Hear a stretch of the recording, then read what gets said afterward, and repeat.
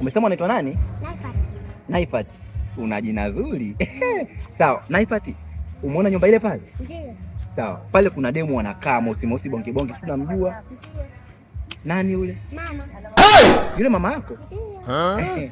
Anakana nani? Na baba. Baba yuko wapi? Ameondoka. Sasa nakwambia kitu, nakupa siri udugu. Uende pale ukamwambia mama anakuita wapekee yule Nyamikoti Nsamboi. Ukamwambia hivyo, sawa? Nitakupatia hela au msimu wa mapenzi, nitakupa mapenzi, sawa? Sawa Naifat. Nenda kanitie mama. Nipata bahati. Namwagiza mtoto, alafu ni mama yake. Sawa, namsubiri. Lakini je, mfano yule dogo ameenda kule kamkuta baba yake. Umesema mkuagizaje? Ameagiza nikamwite mama. Wewe umekwambia ukamwite mama yako, si ndio? Ndio. Mtu mwenyewe yuko wapi?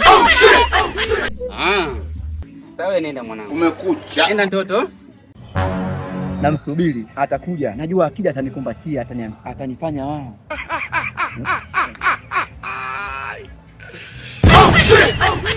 Wow baby, nilijua utakuja. Nigusa na bega hili. Aya, una mikono mizuri kama Zuchu baby yangu.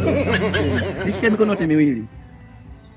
Una mikono rahini. Mama. Njoni kisi, njoni busu. Njoni busu. Umekucha. Sasa wewe mbona shikana mashati vipi? Tulia kwanza. Mtulie vipi?